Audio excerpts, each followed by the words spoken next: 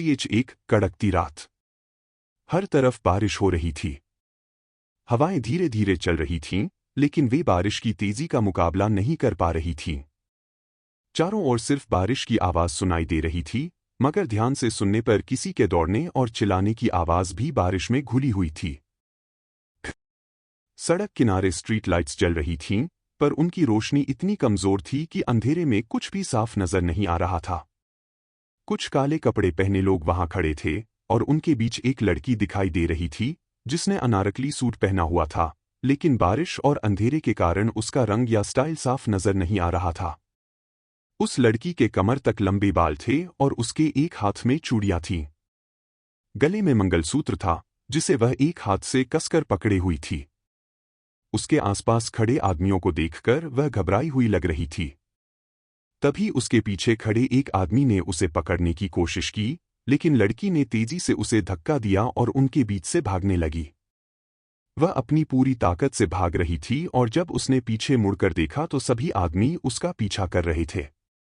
यह देखकर वह गुस्से में बड़बड़ाई, ये तो चुंबक की तरह चिपक गए। वह पीछे मुड़कर उन्हें देखते हुए लगातार दौड़ रही थी, बिना यह देखे कि सामने वो टकरा सकती है। तभी पीछा कर रहे एक आदमी ने उसका दुपट्टा खींचने की कोशिश की, लेकिन तभी लड़की को महसूस हुआ कि किसी ने उसके हाथ को कसकर पकड़ लिया है और उसे अपनी ओर खींच लिया। अगले ही पल उसका चेहरा किसी कठोर चीज से टकरा गया। एक आह की आवाज के साथ उस लड़की ने अपनी नाक को रगड़ा और सामने देखा। अचानक ही वह मंत्रमुग्ध हो गई, क्योंकि वह किसी और से नहीं बल्कि एक हैंडसम लड़के से टकराई थी। उसका चेहरा अंधेरे में साफ नहीं दिख रहा था, लेकिन उसकी पर्सनालिटी और उसकी दबंग पर्सनैलिटी बताने के लिए काफी थी कि वह कोई आम इंसान नहीं था। जैसे ही उस लड़के ने सामने देखा, पीछा कर रहे लोग डर कर एक कदम पीछे हट गए। उस लड़के ने लड़की पर अपनी पकड़ कस ली और उसे अपने पीछे करते हुए सामने खड़े आदमियों को जानलेवा नजरों से घूरने लगा। उनमें से एक आदमी गुस्से में चिल्लाया, उस लड़की को हमारे हवाले कर दो, नहीं तो जान से जाओगे। यह सुनकर उस लड़के के होंठों पर शैतानी भरी मुस्कुराहट आ गई। उसने अपनी गर्दन को हल्का सा टेढ़ा किया और गर्दन पर हाथ फेरते हुए साइकोस्टिक अंदाज में बोला, ओ। भले ही उसने सिर्फ एक शब्द बोला था, लेकिन उसकी आवाज इतनी गहरी और आकर्षक थी कि उस लड़की का दिल जोर जोर से धड़कने लगा। वह घबराकर उसके शर्ट को पकड़ लेती है और उसे देखने की कोशिश करती है, मगर देख नहीं पाती। उधर सामने खड़े आदमियों को गुस्सा आ गया। एक आदमी ने अपने साथियों से कहा, मार डालो इन दोनों को। फिर वे सभी उस लड़के की तरफ लड़ने के लिए दौड़ पड़े, मगर उस लड़के ने बिना वक्त गवाए अपनी गन निकाली और उन सबको शूट कर दिया। यह सब काफी जल्दी हुआ था। उस बारिश में गोली चलने की आवाज दब चुकी थी। वह लड़की भीगी हुई कांप रही थी। वह लड़का धीरे से पलटकर उसकी तरफ देखता है और एकदम से लड़की की कमर पकड़कर उसे अपने करीब कर लेता है। वह लड़की हैरानी से अपनी नजर उठाकर देखती है, तुम कौन हो?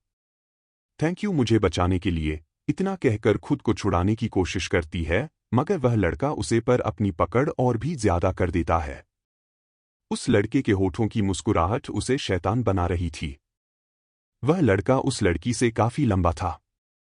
अंधेरा होने के कारण उसकी उम्र का अंदाजा नहीं लगाया जा सकता था। वह नीचे झुका और उस लड़की के कान में सर्द आवाज में बोला, सिर्फ थैंक यू? पर मुझे प्रैक्टिकली थैंक यू ज्यादा पसंद है। वो लड़की हैरान हो गई। वो कुछ समझती उससे पहले ही वो लड़का झुककर उसके लिप्स पर किस कर लेता है। उस लड़की के तो होश उड़ गए थे। उसके दिमाग ने काम करना बंद कर दिया था। उसका दिल तेजी से धड़कने लगा। उसका खून मानो उल्टी दिशा में बहने लगा था। उसे समझ नहीं आ रहा था उसके साथ क्या हो रहा है। धीरे धीरे बारिश के साथ साथ आसपास धुआं फैलने लगा और सारे नज़ारे धुंधले होते नजर आ रहे थे। अचानक बादल तेजी से गरजा। उसके साथ ही एक लड़की एक झटके से उठकर बैठ जाती है। उसके माथे से पसीना निकल रहा था और वह हाफ रही थी। उसका दिल जोर से धड़क रहा था। वह जल्दी से अपने पसीने को पोंछकर आसपास देखती है, मगर उसे केवल आसपास सफेद दीवारें नजर आ रही थीं। वह लड़की अपने सर को पकड़कर खुद से बड़बड़ाई, मेरे सर में इतना दर्द क्यों हो रहा है? और वह लड़का उसने फिर से मुझे किस किया, इतना कहकर बस सर पकड़ लेती है और दूसरे हाथ से अपने होठों को टच कर देती है। ठीक उसी वक्त दूसरी लड़की जो काफी ज्यादा परेशान लग रही थी, वह पहली लड़की की बात सुनकर गुस्से में बोली, पागल लड़की, क्या करूं मैं तुम्हारे इस सपने का जहां पर कोई तुम्हें किस करता है, पर उस लड़के का इस दुनिया में कोई नामो निशान नहीं है। इस सपने से ही तुम्हारी बेशर्मी का पता चलता है। दिन भर तुम लड़कों को तड़ती रहती हो, उन्हें मारती रहती हो और अब तो उन्हें किस करने के भी सपने देखती हो। अमायरा, तुम्हारा मैं क्या करूं? बेड पर लेटी लड़की का अमायरा अमायरा था। वह बहुत खूबसूरत थी, उसके बाल कमर तक थे। भले ही वह दुबली पतली थी, मगर बहुत अट्रैक्टिव थी। उसने हॉस्पिटल की ड्रेस पहनी थी, जिसका साफ मतलब था वह हॉस्पिटल में थी। अमायरा मुंह बनाकर अपने माथे को रगड़कर बोली, मेरा मजाक उड़ाना बंद करो। मैंने सच में फिर से उस लड़के के बारे में सपना देखा जो मुझे किस करके हर बार भाग जाता है। पर एक दिन मैं उसे जरूर ढूंढूंगी, वह जरूर हैंडसम होगा और अमीर भी। इतना कहते ही उसकी आंखों में एक चमक आ गई थी। उसके बगल में खड़ी लड़की उसके सर पर मारते हुए गुस्से में बोली, अच्छा मान लो अगर तुम्हारा यह किस वाला लड़का आ भी गया और अगर उसे पता चल गया तुम दिन भर लड़कों को पिटती हो, उनसे फ्लर्ट करती हो और उन्हें घूरती रहती हो, तो क्या वह कभी तुमसे शादी करेगा? अमायरा घमंड से बोली, कौन बताएगा उसको यह सब, मैं तो नहीं बताऊंगी।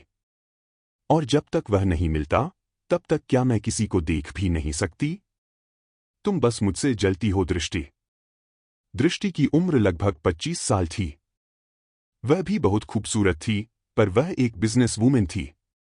उसने इस वक्त बिजनेस सूट पहना हुआ था, जिसमें बहुत खूबसूरत लग रही थी। दृष्टि अपने माथे को मसलकर बोली, तुम्हारा कुछ नहीं हो सकता। पता नहीं तुम्हारे बच्चों का क्या होगा।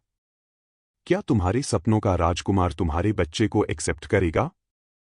अमायरा सोच में पड़ जाती है।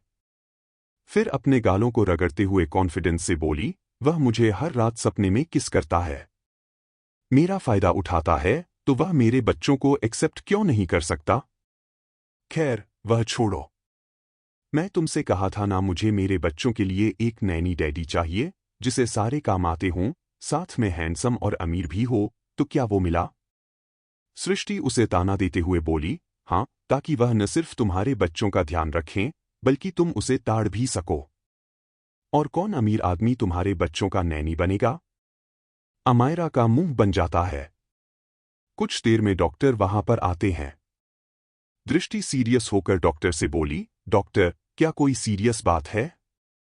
डॉक्टर रिपोर्ट को देखते हुए आराम से बोले, मिस सृष्टि, ये बस स्ट्रेस के कारण बेहोश हो गई थी। इनका अच्छे से ध्यान रखिए। बाकी उनकी हालत कैसी है, आप तो अच्छे से जानती हैं। सृष्टि अपने सर को हिला देती है। उसने अमायरा को दिखा, जो डॉक्टर को ताड़ रही थी, क्योंकि डॉक्टर लगभग 28 साल के थे और वह बहुत हैंडसम थे। डॉक्टर अनकंफर्टेबल होकर अपने गले को साफ करते हैं तो सृष्टि अमायरा के कान को पढ़कर गुस्से में बोली, ताड़ चुकी हो। अगर अपनी आंखें सेंक ली हो तो घर चले। अमायरा मुंह बनाते हुए उसे देखने लगती है। कुछ ही देर में दोनों हॉस्पिटल से बाहर आ जाते हैं। बाहर लगभग 10 से 15 BMW कार खड़ी थीं और कई सारे बॉडीगार्ड जो उन दोनों को देखते ही जल्दी से कार का डोर ओपन कर देते हैं। हॉस्पिटल से निकलते ही कुछ ही देर में उन लोगों की कार एक पॉश एरिया में जाकर रुकी। वहां पर कई सारे मेंशन बने थे, मगर कार बीच वाले मेंशन में जाकर रुकी। कार जैसे ही रुकी, अमायरा कार से उतर गई और वह भागते हुए अंदर जाती है। अंदर एक बच्चे की रोने की आवाज आ रही थी। अमायरा को देखते ही उस बच्चे की आंखों में एक चमक आ गई। वह लगभग 1 साल का था।